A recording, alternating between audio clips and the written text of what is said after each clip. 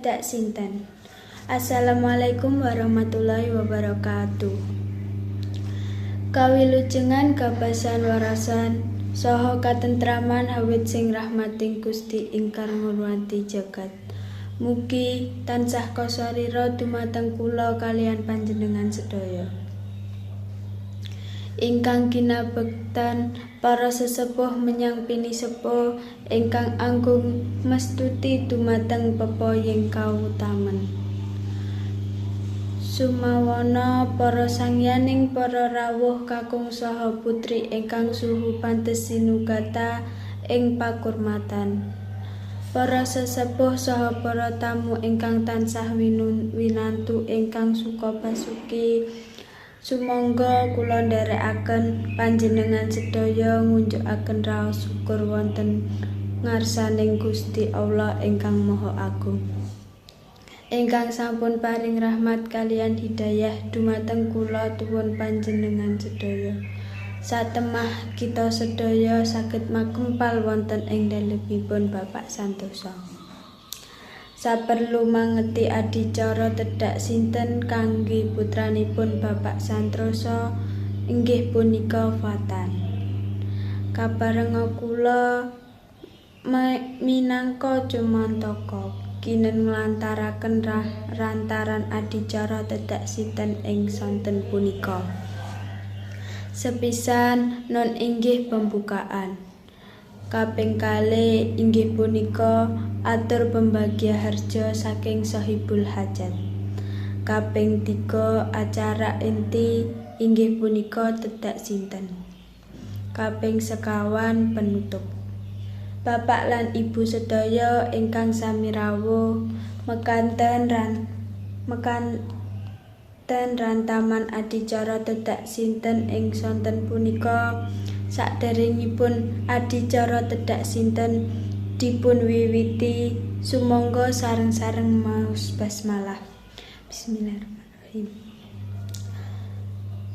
Bapak lan Ibu ingkang kinurmatan, adicara salajengipun inggih punika atur pambagya harja dening Sahibul Hajat Bapak Nur Salim.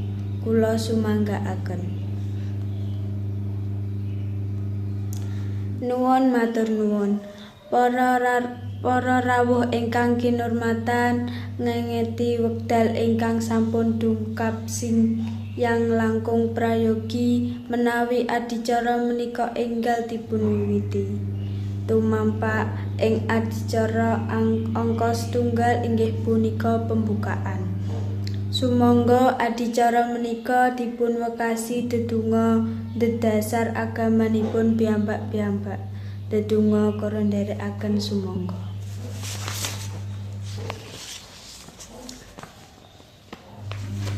Dedonga adicara ingkang angka kalih inggih menika atur pambagya saking Bapak Santosa minangka hamangku gawi dumateng Bapak Santosa wedal saha papan kasumanggaaken. Tanggap wacana. Matur nuwun dumateng Bapak Santosa. Acara salajengipun inggih menika tradisi tedak sinten kangge jabang bayi Bapak Santosa kaliyan Ibu Sih dumateng Bapak kaliyan Ibu Sih kula sumanggaaken. Mlebet ing acara inti inggih menika tradisi tedak sinten Ananda Fatan. Sumangga para rawuh sedaya sami nglampahi adicara menika kanthi tertib supados lancar lan gangsal. Tradisi tedak sinten.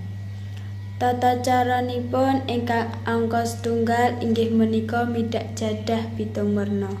Sumangga kangge Bapak Ibu hanggandeng jabang bayi saha dititah midak jadah pitung werna. Jadah pitung werna inggih punika abang, putih, ireng, kuning, biru lan ungu. Lan jambon ingkang ngemu makna kangge ngemutake anak yen urip kudu waspada saka godha kang werna-werna. minangka pralambang tumrap bocah ingkang sagedhe nglewati pepalang ing uripe.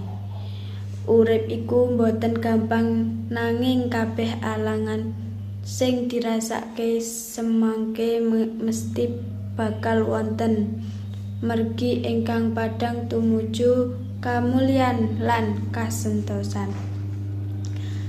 Saklajengipun sumangga Jabang Bayi diunggahake menyang tangga Arjuna. Anda kang kagawe saka wit tebu, Arjuna banjur mudhun malih.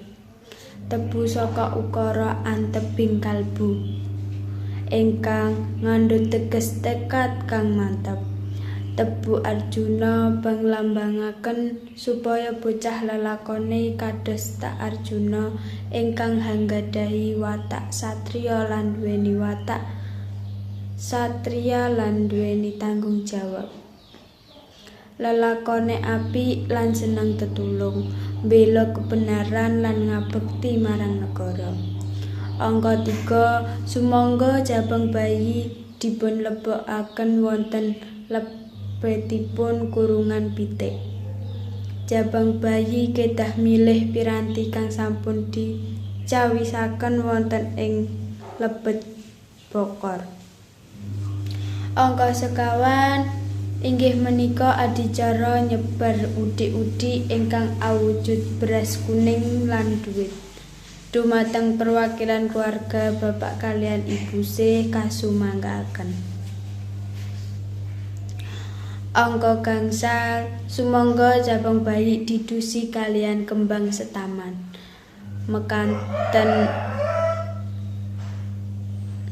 Mekanten wawuran tamaning tradisi dedak sinten, matur nuwun dumateng keluarga bapak lan ibu C. Saklajengipun adicara ingkang pungkasan inggih menika penutup. Pramila sumangga acara ing siang menika dipun pungkasi kanthi ndedonga sesarengan adhedhasar agamanipun piyambak-piyambak. Ndedonga kula ndherekaken sumangga. Wasana saking kula minangka pranatacara menawi wonten kirang trapsila kirang tumuju ing prananipun panjenengan sami, kula tansah nyandhong duka saha sing lumunturing samudra pangasama pungkasaning atur. Wassalamualaikum warahmatullahi wabarakatuh.